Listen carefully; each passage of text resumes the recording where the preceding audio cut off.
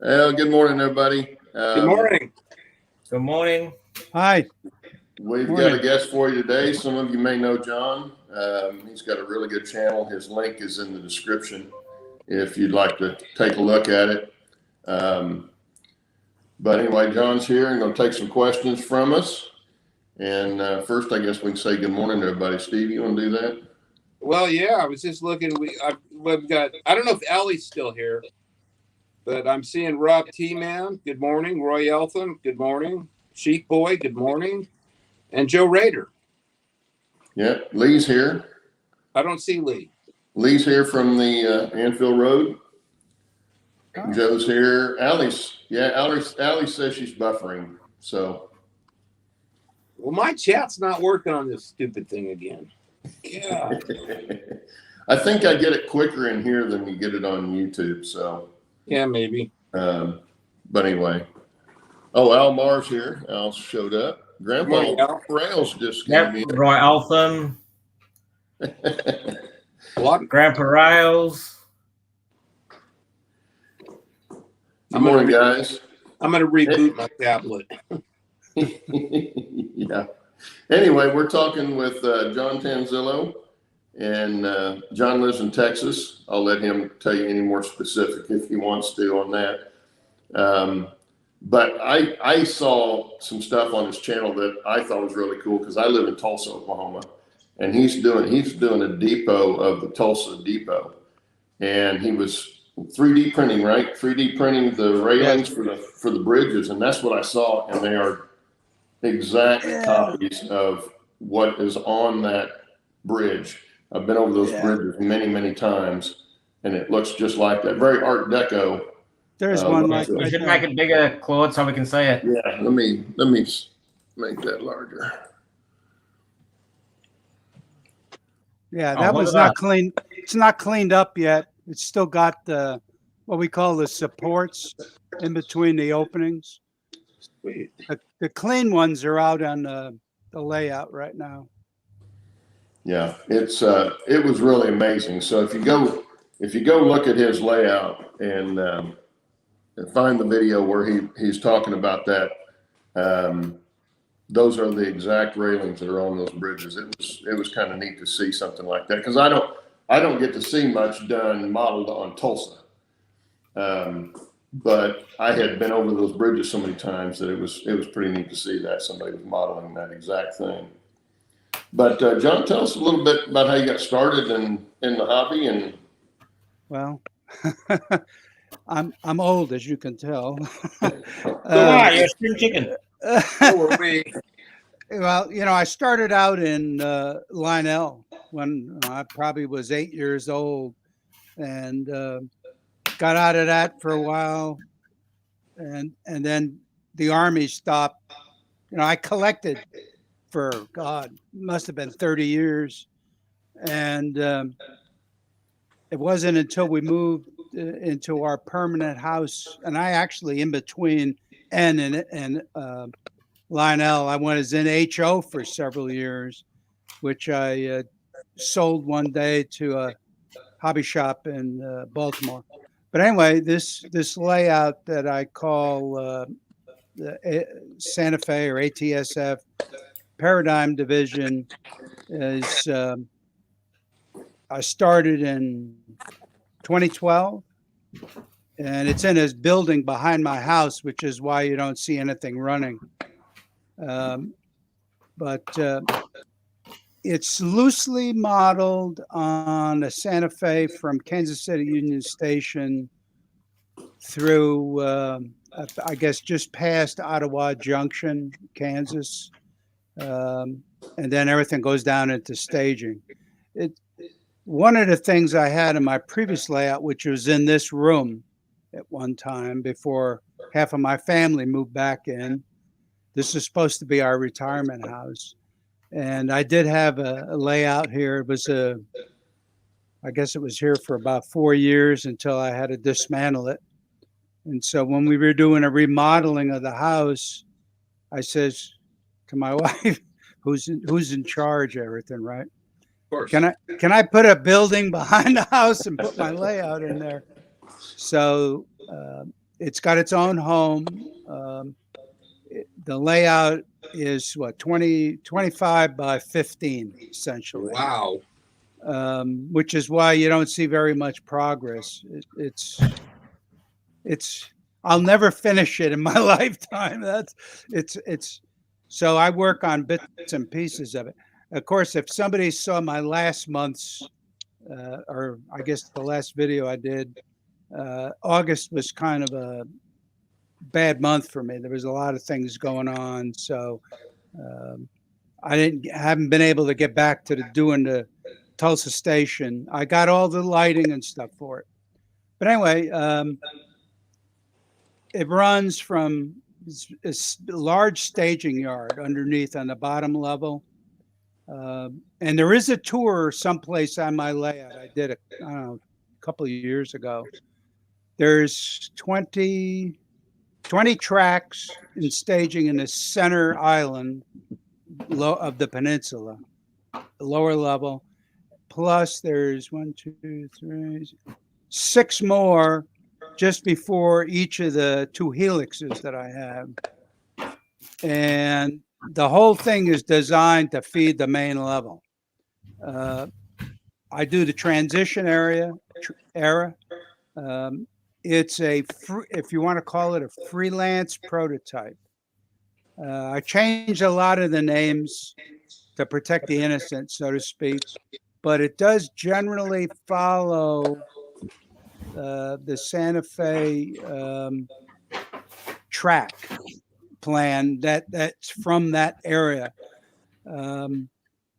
especially like just out of the going west out of Union Station. That was I can't remember the exact term, but it was like a 4-track straight main line up until it I guess it got past Holiday, Kansas. And so I try to model similar to that, which is why there's a big long straightaway along the wall on that one section where the Morris stock feedlot is. Mm-hmm.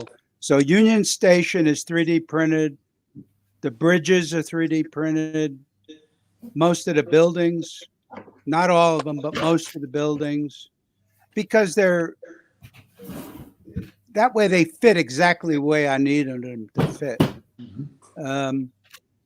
Things like there's an ice house there in Union Station.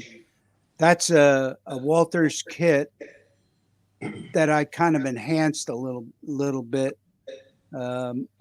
with some other 3D printing, and like the ice blocks are just clear PLA that I used to make the ice blocks, and they're in scale. Let's see. I have broken one of my bridges. I elbowed it, so I have to repair that. I was getting mad at a train that derailed on one of my curves. And then the stock feedlot, which is just around the corner of it, is 5.5 feet long and 6 inches deep. And it's got, if I remember, about 200 Woodland Scenics, another company, Prizer, I think, has got some stuff in there too. Yeah, and that's another video. That's another video I saw. And they're all individually glued down, which was a lot of fun. But technically, it's supposed to be on the riverside, but it goes where it fit. That's another reason why it's kind of a loose prototype, freelance prototype. And then at Paradigm, which is kind of I used loosely as the name of the layout, is represents Holiday, Kansas, and it's close to some degree where the 2 districts that Santa Fe had split there, actually. And you can still, if you look at the Google Maps, you can actually see the outline of where all the track was, and at that station, which is now torn down. Mm-hmm. And then the Center Peninsula has the which I call there's two towns. One is St. Angela, which is modeled after Lawrence, Kansas, although it's been modified to kind of fit the buildings I have. You know, when you build $1,000 worth of plastic buildings on previous layouts, you don't throw them away. Yeah. So I've added some of those in there. So it's the station is 3D printed and modeled after I guess the more modern version that was there. I guess it was built in the 60s. While the Santa Fe was still running as an independent railroad. And then around the corner is Jamestown, which is, again, loosely modeled after Topeka. And I'll diverge here a bit. Some of the inspiration for the peninsula came from Bruce Chubb's original Sunset Valley Railroad. Not the one he's got up there in Oregon now, the humongous one, but the original one that was in a book, How to Run Your Model Railroad or something like that, from the 70s. I got a dog-eared copy of that over here. So a lot of the buildings were kind of stand-ins for some of the things he had. Mm-hmm. And then Tulsa, which is at the top of the Center Peninsula, was kind of an afterthought. When you go through Ottawa Junction, which on my layout is called Michelson Junction, you run the line. There's a line, and I don't remember the name of it at the point, but it goes into Oklahoma.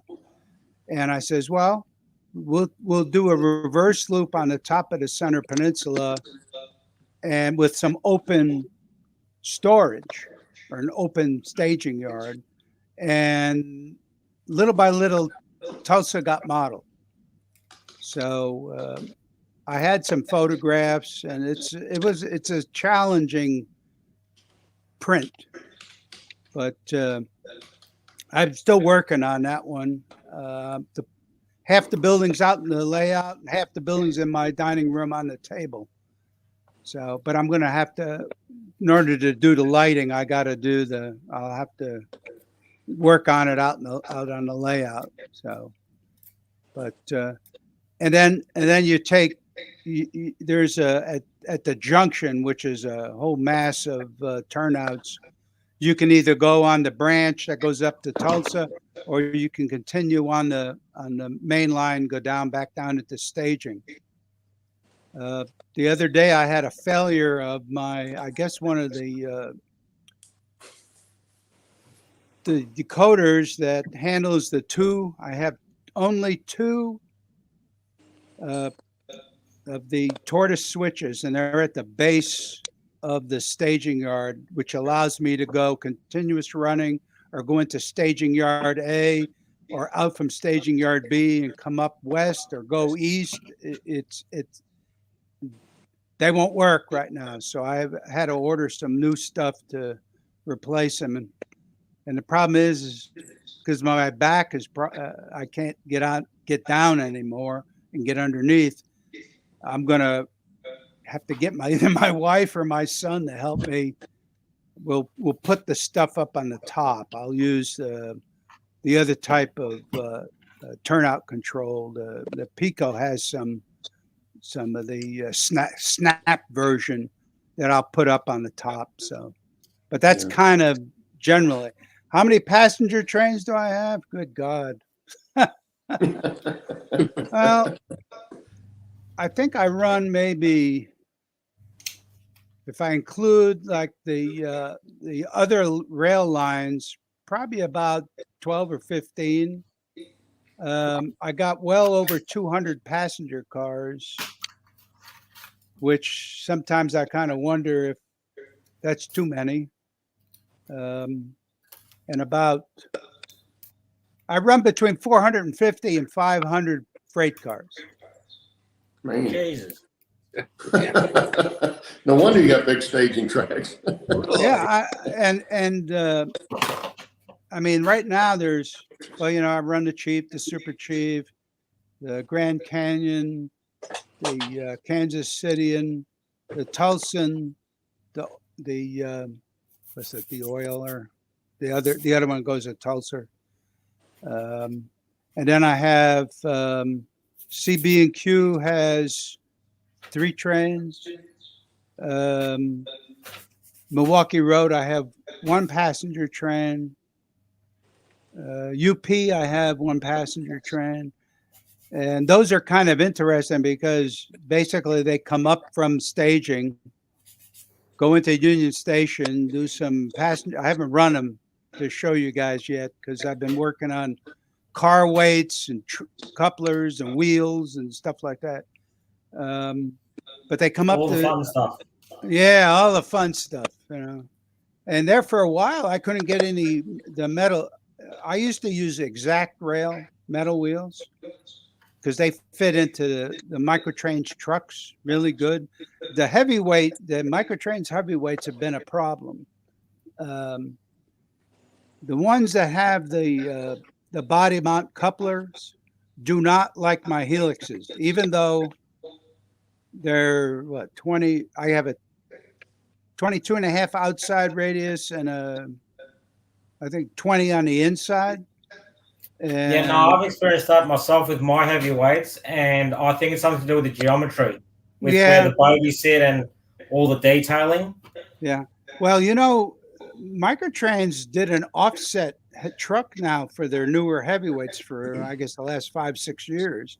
And those are the ones I have trouble with. If I took, like an old Model Power or an Atlas heavyweight and put the newer truck on it that they have, I don't know, whatever, the 3-wheel trucks, they run fine. Yeah.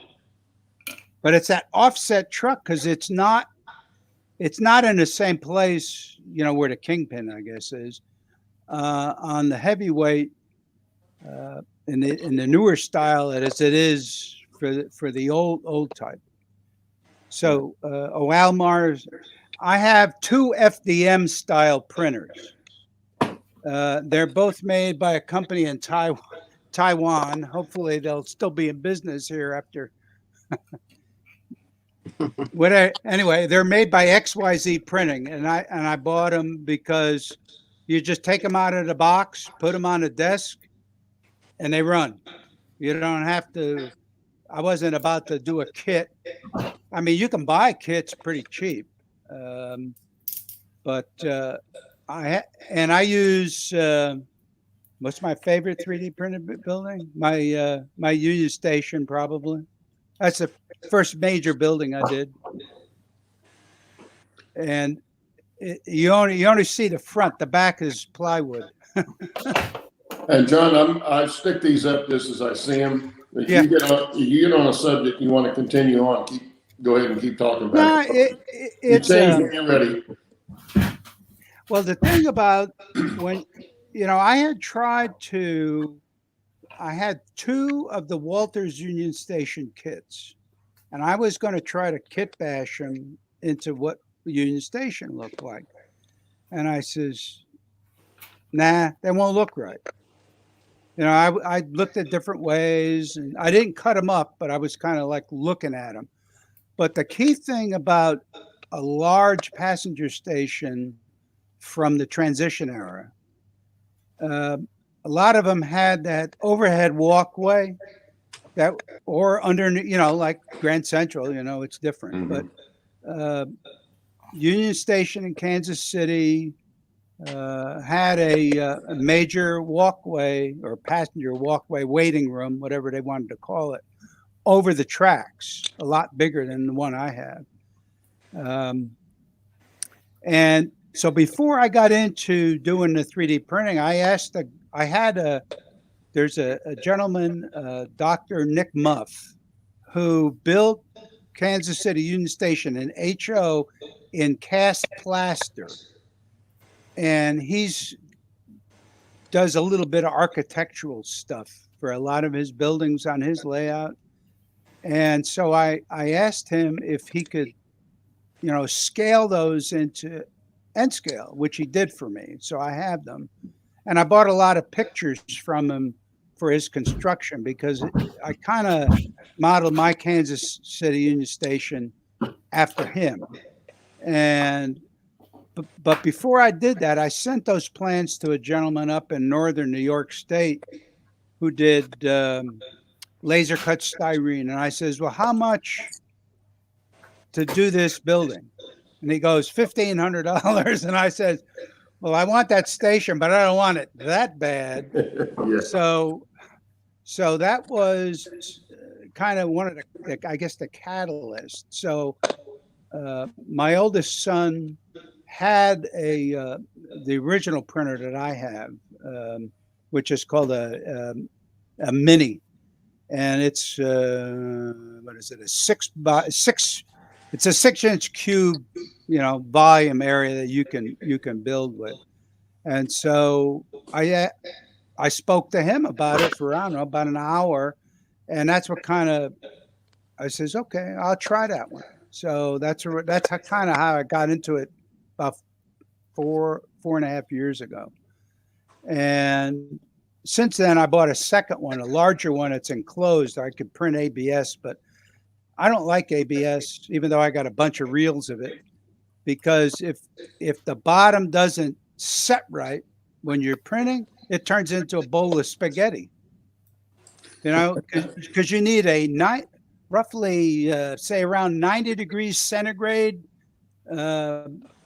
heated plate, which that thing will do. And then your extruder is, I don't know, what is it? It's probably 220 centigrade. So, you're 400 degrees plus Fahrenheit. It's nice in the winter, because it keeps the room nice and warm. Yeah, I would think that'd get a little warm in there. But and these don't really give off fumes like a resin or an SLA type printer.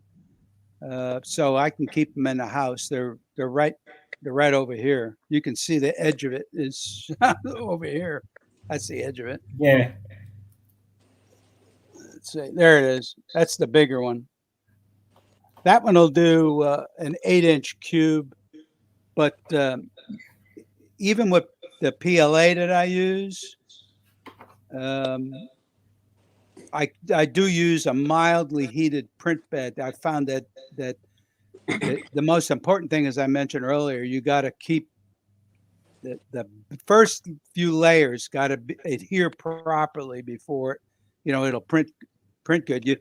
It's awful if you leave and you're doing a 14-hour print and you come back and it's all messed up because the bottom peeled up because it didn't adhere properly. So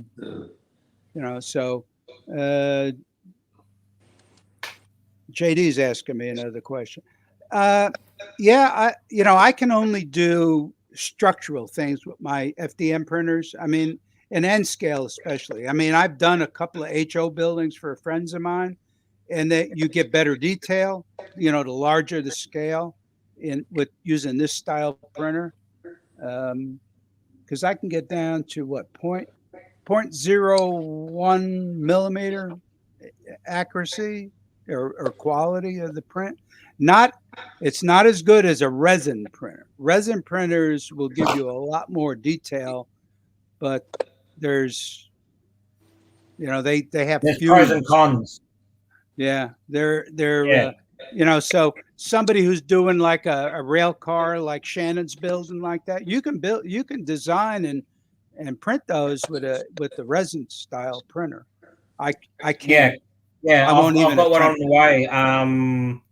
For those who are interested, if you go a resin printer, so as John said, the filament ones print to 0.1 of a mil, but resin printers you can get as far down as what was it? I think 8 microns.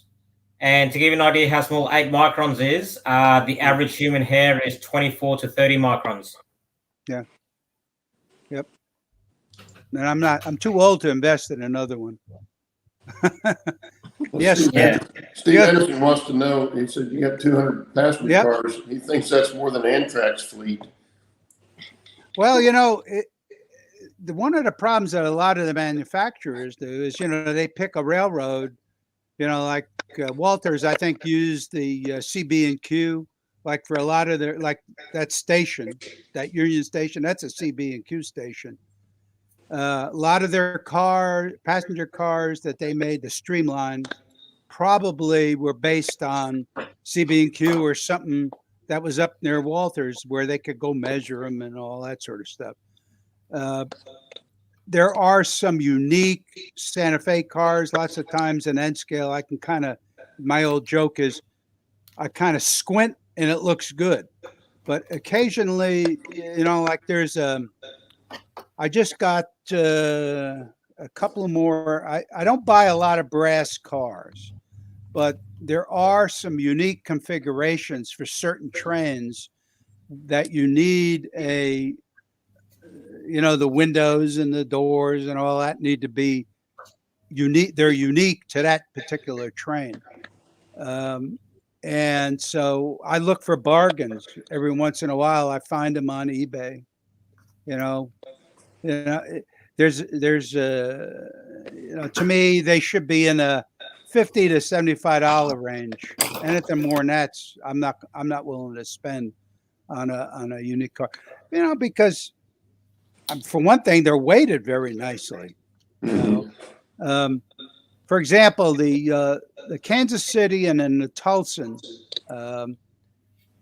had I guess it was a parlor observation car, which I got, and I have pictures of what it's supposed to look like, and that the Pecos River Brass made them so that they look, and so I looked for them, and I found one, and I just got it decaled. I think it was about a week or so ago, and so it's on the layout. I had used a different car kind of as a stand-in, but so like if you looked at on a Super Chief, they had a tail car that is either a 3.2 or a 4.1. So it's a sleeper observation, probably with a bar in it or something like that. And it a little different configuration in the windows. So some things I'm kind of freelance, and other things, not. It just depends. Kind of sound like me, John. Instead of going up to the sometimes to a Temple, Texas has a train show this weekend, but it bothers my leg too much to drive. It's 100 miles, and I didn't want to drive that far, so I'd rather be here with you guys. Well, thank you. Because this is a test for me, because I had never, until we tested this ability, since I changed ISPs, I never would have been able to do this because of the slow upload speed. So, I mean, this has proven a point where, I could participate now. Mm-hmm. So Steve wants to know how much. Steve Anderson, yeah. Let's see, Union Station, what did that cost? I know the stock feedlot cost me $12. I know that for a fact. That's including paint and glue. I got to think about this. Probably $25, something like that. Mainly because I got a box. Wrong. I can't figure out where to put it. Over this shoulder, there's 2 boxes on the shelf. That's where all my mistakes go. So when you're 3D printing and things, especially with my style of printer, when I was printing on the smaller one, because Union Station was done on my smaller printer, so I had to segment the building into different sections. So if it didn't fit right, it went in the box. So there was that was the first major thing I had done. So it took some time. And I would search around on Thingiverse and find some Art Deco stuff that I integrated into the building. So that kind of made it take longer and such. But yeah, I mean, you can build this stuff very cheaply. I mean, I think the last reel of PLA I bought cost for a kilogram was delivered was $20. And so you got a lot of, on that reel to print with. I mean, I got For those out there who don't speak metric, that's 2.2 pounds. Yeah. Oh yeah. Yeah. I used to, XYZ sells their PLA 600 grams for, I guess it's about $25 now before shipping. If you buy 3 reels, you get them this place in New York City I used to buy them from. But one of the things I've noticed is there are different qualities in PLA or PEG, all that stuff that we use on an FDM style printer. And the one that the XYZ put out was, I think it was like 0.05 in roundness. So the quality of the print, not quite as good necessarily. It depends what you're printing. But I found a company here in, I think it's in Ohio, that I've been buying from lately, and theirs is a higher quality in roundness, and it seems to be working better. Of course, I buy different colors. A lot of people want to print in the color of PLA. And I'm looking at this other question. Yeah, I can answer that one for you. No, I don't do figures. I've done a couple of figures. They're okay.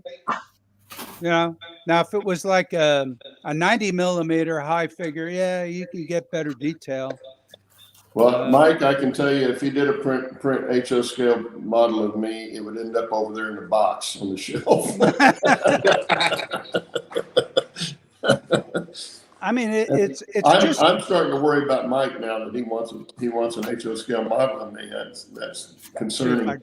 I'm looking for my examples around here. I have another. I did. This is not cleaned up. That's a. Oh, nice. That's a windmill blade. And I did that about a year ago. And this is that XYZ PLA. And this, because there's a bunch of free designs, what they call STLs, on Thingiverse, and there's other places to go. I don't pay for them. They're free. And, you just thank the guy or girl who designed it, and you can use it to print. Sometimes I use them for an example of how to do things. Right now I use Tinkercad for most of my designs, which is online. And like I found, I think it was a dumpster on Thingiverse, and I modified them up on Tinkercad, and I've shared them with other people. I think I have a few of them on the layout right now. And but it's a lot of people share stuff, or we talk about the problems you have with your printer and how to fix it. One of the things I had to learn sometimes the hard way is not to leave the PLA in your machine. When you're done printing, you remove it, and then you bag it back up, because they will suck up moisture like crazy. And if you leave them in there, they develop a ball of PLA just above the extruder. So then and if you can't get it out, then you got to dismantle the extruder, or replace it with the second one that I have. And so I bought a second one, so I have them just in case I need I need one immediately. And I often wondered why they gave me these wool gloves. That's that's so you can hold the extruder while you're heating it up so you can clean it out. So, but I haven't had that problem in about a year. But the first few months I had the second one at the larger printer. I had to learn the hard way about that. So when I'm done printing, it comes out immediately. Yeah. Yeah, you'll learn all that kind of stuff with almost anything you're doing. What to do and what not to do before and after. Yeah. Yeah. You know, and live and learn kind of thing. But yeah, I'm starting to work on another freight train. I'm probably going to try to video that. It's the eastbound cohort to the one I ran a couple weeks ago. This is train number 74. I don't know if it really existed. It's something that see, Chuck Hitchcock also did a loose version of the Kansas City through Holiday to Ottawa Junction years ago. It was in 91 and 97, those model railroader extras, the great model railroads. And so I used some of the ideas he had because I liked his layout so much. But so mine is kind of a mixture of original ideas and some from some model railroads, and mainly HO that I liked because they were just I just liked the way they run, because I grew up with passenger trains. I remember as a kid seeing I guess they were called Niagaras, the 484, New York Central. As a kid, they were still running on the line at least from Albany down to New York City. My grandmother took me down there to see them, and it just kind of stuck in my mind. Yeah. I used to ride on the 20th Century, going from Albany to Buffalo to go to school. Wow. Yeah. Well, we've talked about that before on the channel about when the railroads owned their own passenger cars. Yeah. How luxurious they were. Yeah. For what you were riding in at the time, because I got to ride from LA to Fort Worth on Santa Fe. Yeah. When I was younger, and I still remember that vividly, and how much fun that was. Yeah. Of course, for a young kid, especially, it's a lot of fun. Yeah, I remember I have ridden on a rail diesel car from Troy, New York, to both Providence, Rhode Island, and to Boston. So I remember them. That's why I got some on my layout. Yeah. Yeah, I'm still partial to the passenger cars. That's why I got some for my layout. And I do Rio Grande now because I like the mountains and I'm doing the narrow gauge stuff. But I did find me some that were short enough. I got the short 65 footers, arch roof coaches that would look good on the smaller radius that I have on that standard gauge. But I'm partial to passenger trains too. Let's see here. We have some other stuff. Yeah, I've been looking. A lot of people have been talking about 3D printers. Yeah, Jerry wanted to know how many in chat do 3D printing. I don't personally do 3D printing, but I've bought some stuff. The most recent thing I bought that was 3D printed was a set of bighorn sheep, because nobody makes those that I could find commercially. I had to find somebody that 3D printed them because they're just not out there otherwise, and I needed some for my layout. But I know there's a lot of guys that do 3D print now. There's a whole line of I guess discussion in the forums on model railroad hobbyists. And lots of times I post both on YouTube and on Model Railroad Hobbyist for several years. And I've read through a lot of the things there, see what people are doing. Of course, there's the anti-FDM group and the anti-resin group. So battle within the 3D printing community. But there was a guy there that was, I think he's from Canada, who designed a very unique version of an engine that he sent a design. He didn't have a printer himself, but he sent it to Shapeways to do it. And his first prototype from Shapeways cost him $150, which still needed to be modified because they use that. I guess it's that fine ultra detail type stuff. Because I guess their printers are like 25,000 and above. Not a home printer. Yeah. But I mean, you get really, really nice stuff. For years I've been trying to get somebody to do a 484 Northern Santa Fe, like 3751 class. I can't get anybody to do it. So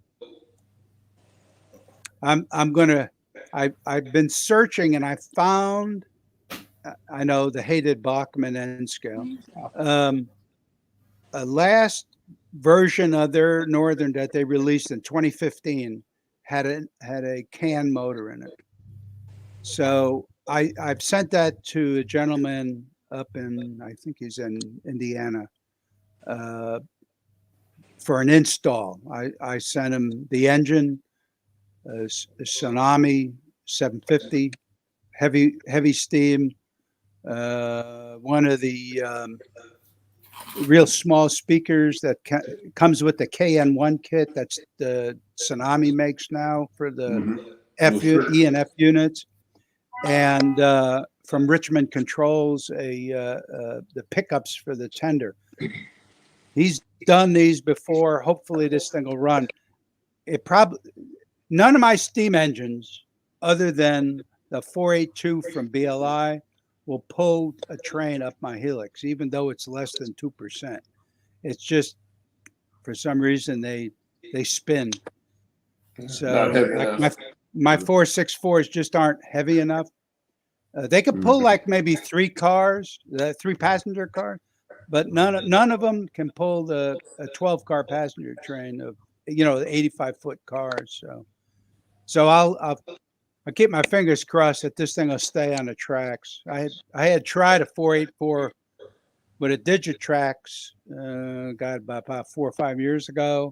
I got it to run, but I could not keep the tender. Didn't have enough room for all the stuff that was in there, like the Digitrax decoder, and it was can't think of the speaker was rather large, and I had to take the weight out, so it just didn't work out. So yeah, but that's the one, to me, that's the one engine that's missing in N scale is the 484 Northern. I mean, I look for them in brass. I know they can be, you got to be willing to pay for them, but I know they can be modified. But we'll see how this one works out. I mean, I got the engine for $55, so yeah. I have kind of the same problem with the HOM3 because they're about halfway between a standard gauge HO and an N scale in size, and there's not a lot of room in them. Yeah. And even the Blackstones don't have a lot of weight to them because they're mainly a plastic engine for the most part. They run really well. They just don't have a lot of weight to them, like a brass HOM3 is a lot heavier, and so it has more traction. But the good thing about that is the real narrow gauges used a lot of double and triple headers.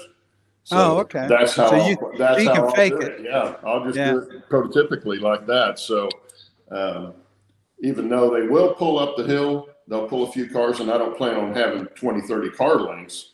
Yeah. But I will do a lot of double heading and that sort of thing. Yeah, I think the longest passenger train I run is 12 cars because that's the longest staging yard tracks. Mm-hmm.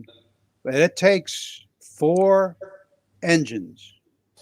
Most of my engines are either they're Cato or Intermountain. Mm-hmm. But it takes 4 engines to pull that up, and they're all powered. So I've been collecting them a long time. I used to buy engines from Brooklyn Locomotive Works when they were still in business, because you could get Cato F units fairly reasonable from them when they were still in business. Even less than you could get some things today at discount with some of the hobby stores that sell with special codes and stuff like that. Yeah. Yeah, I miss the brick and mortar stores for sure.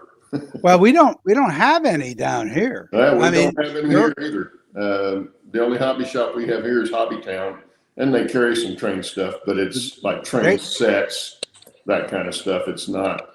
They don't even do that here. I mean, if you go in there, there's 2 in the Austin area, and they drop their trains totally. Yeah. I mean, if you want paint, you might as well not even bother. They don't even have paint colors. It's all, like armor and model kits for the people that do role playing war games and that kind of stuff. Mm-hmm. There is one down in San Antonio called Dibbles, but I wouldn't bother. It's too far to drive. Even though it's about 50 miles, but they don't have anything. I've bought some stuff from Harris Hobby, and I think they're up by Tyler, aren't they? Yeah, they come to New Braunfels, has the I guess to me the best train show around here now, which is just maybe 20 miles from me.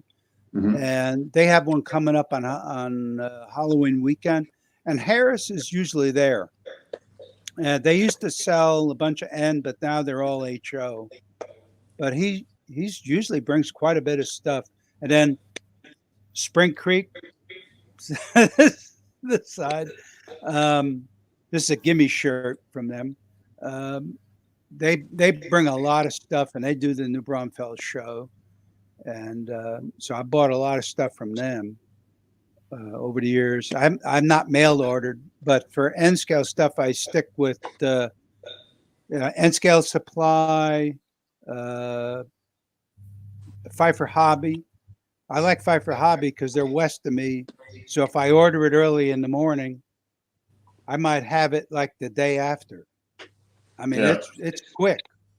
Because Las Cruces goes to El Paso, and then it's to Austin and down to me. So it's quick.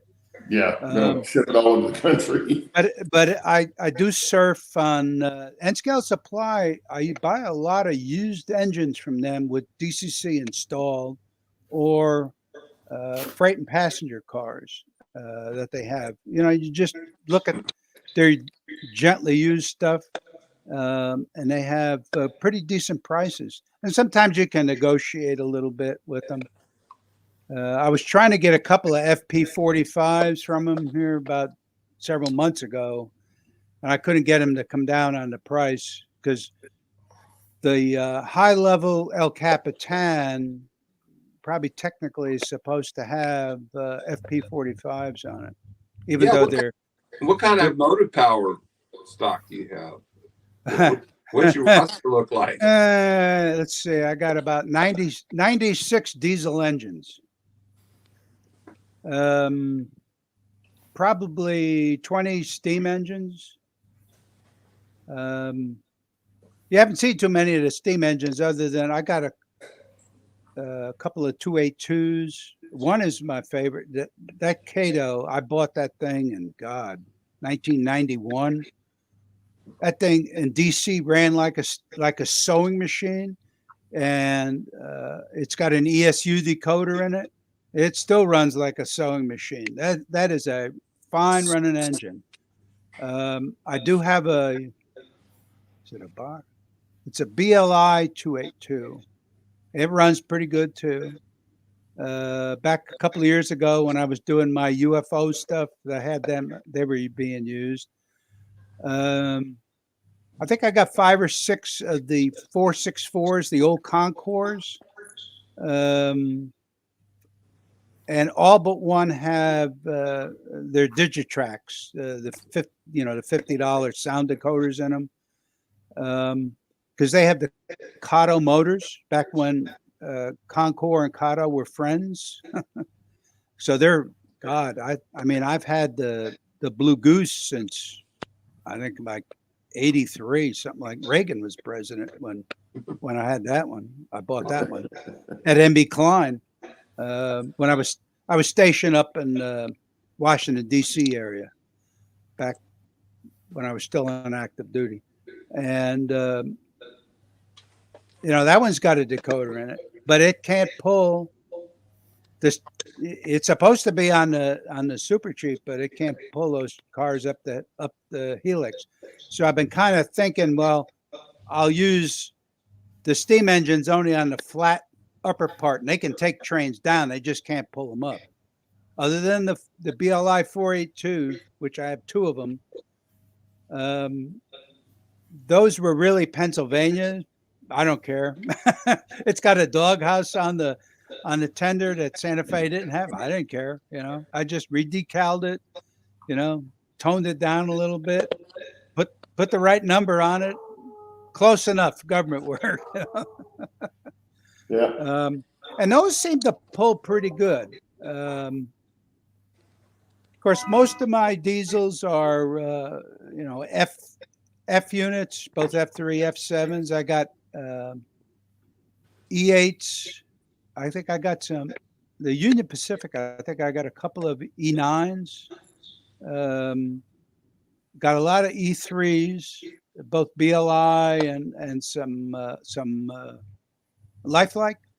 Lifelikes are pretty heavy, and they're simple to put a decoder in.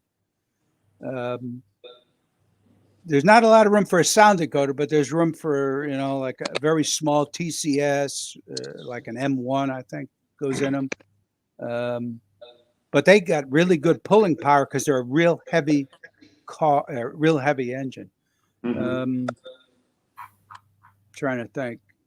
I bought a lot of engines with decoders in them off of N-Scale Supply's used engines, which let's see.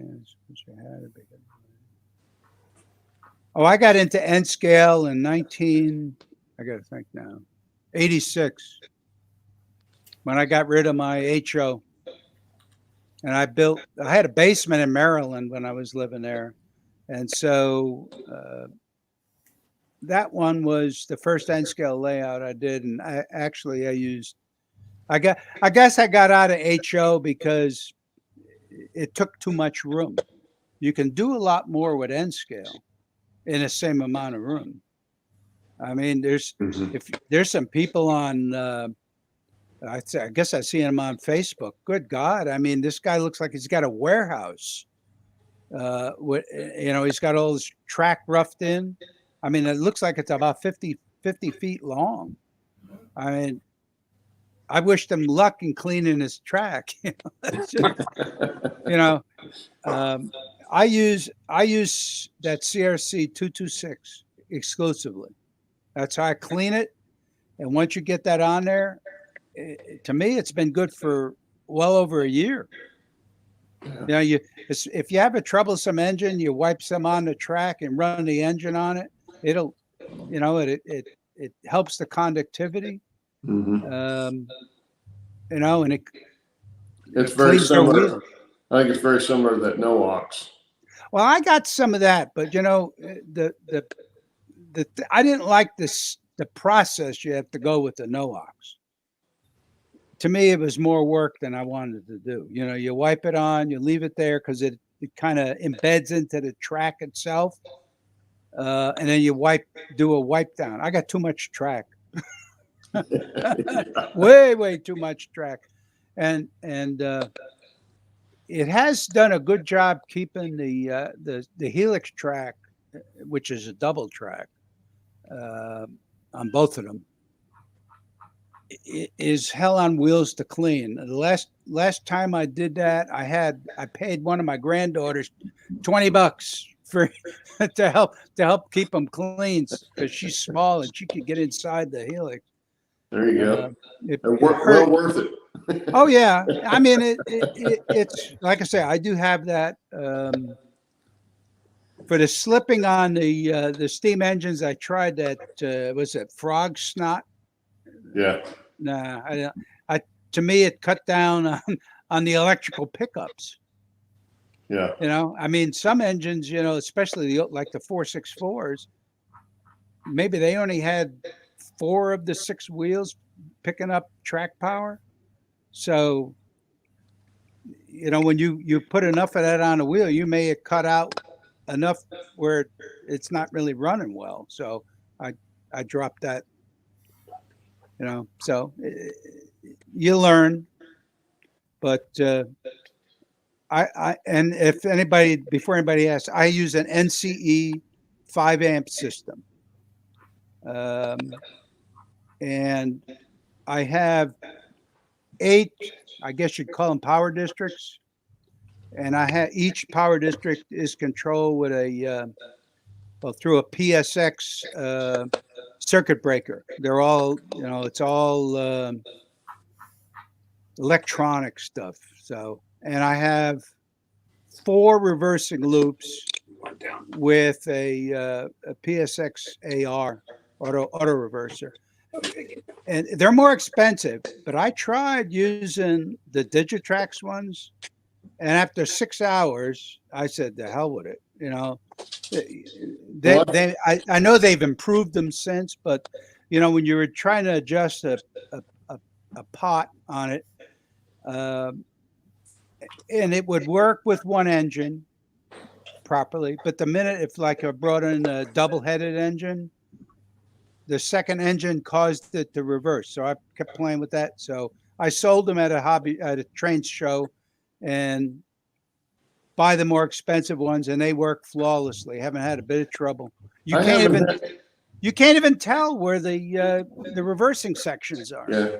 Well, I've heard of people having trouble with the Digitrax, and that's what I've got is the R1s. And I've run, you know, I've got some of my F units are both A and B are powered. Yeah. And I've not had that problem. And I used mine right out of the box. I didn't even adjust mine. Yeah. But what I did do, there was a guy in New Zealand that was talking about this, and I've since seen written diagrams now of it, of putting in a sensing section just before your reversing section. And you wire it just like the main line coming in, but you insulate both tracks, both rails. Yep. And then it works flawlessly off that. And I did that from the get-go, so I've never had a problem with mine. Yeah. And I don't know if that's really what the problem was, or like you say, it's just they've gotten better with them or something. Well, yeah, because I had mine was like as an older version of it, you know, back what I think I got them about 10 years ago. So, well, I know they've come out with I think they've come out with a solid state one now, as opposed to the reed switch one that they had. Yeah. But mine have the reed switches in them. You know, so even though they're not that old, they're still the older style. Yeah.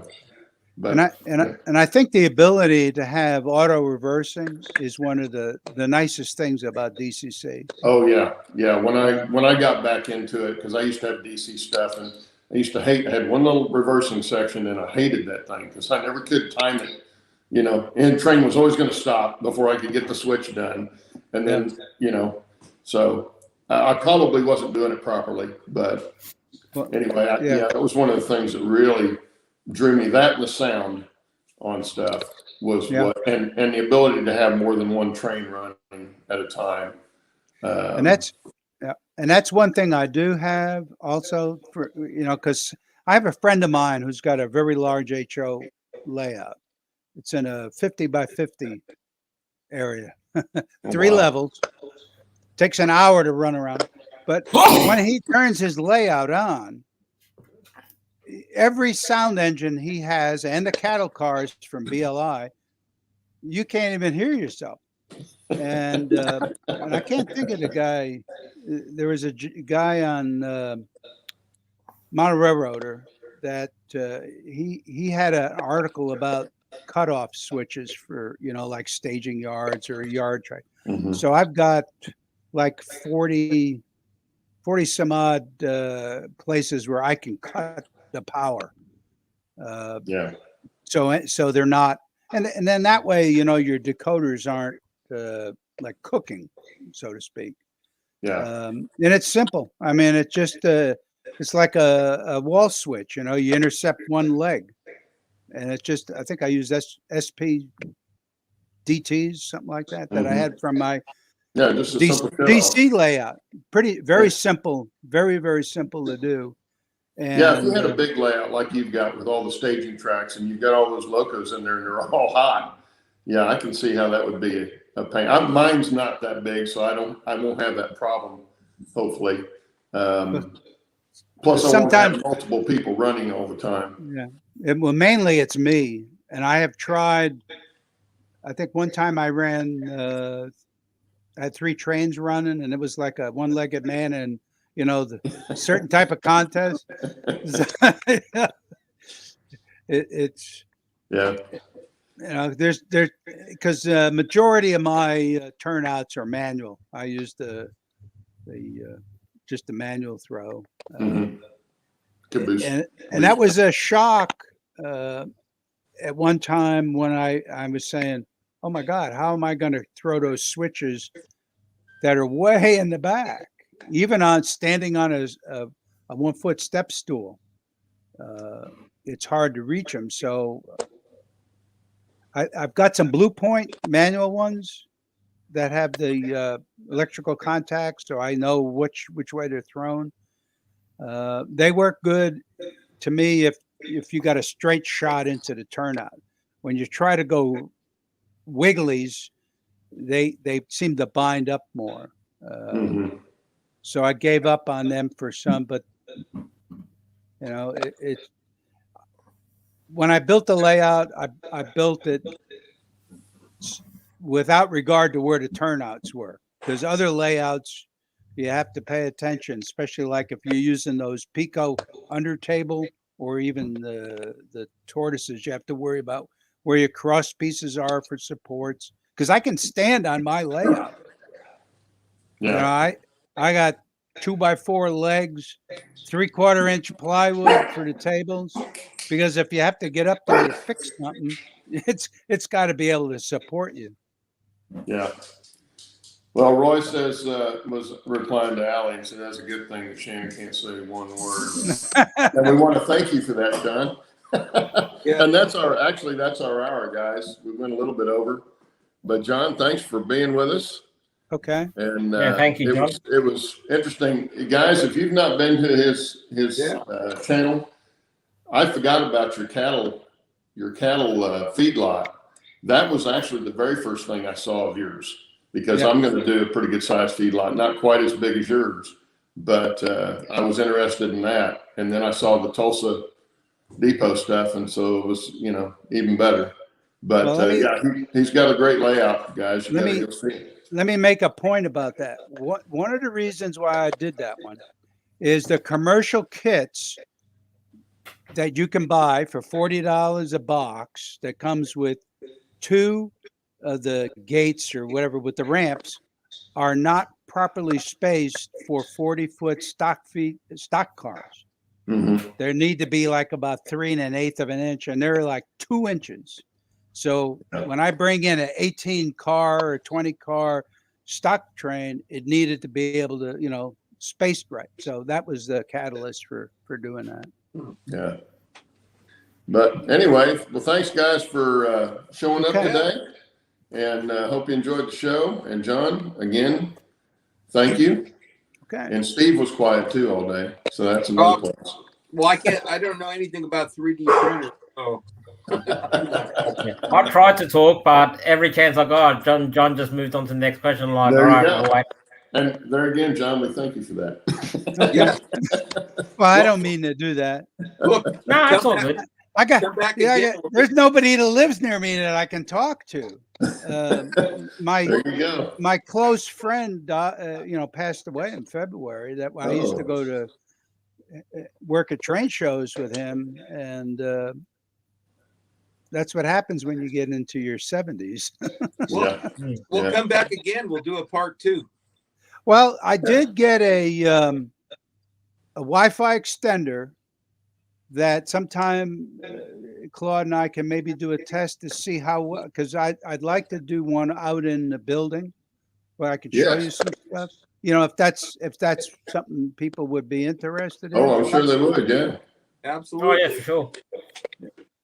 And then that way, but I was checking my signal out there yesterday, and I was able to do YouTube and stuff. So I do have a better signal. It's not like it is here in a house, but because it's 75 feet from my router that's above my head to the building, and the radius for the coverage is 70 feet. So I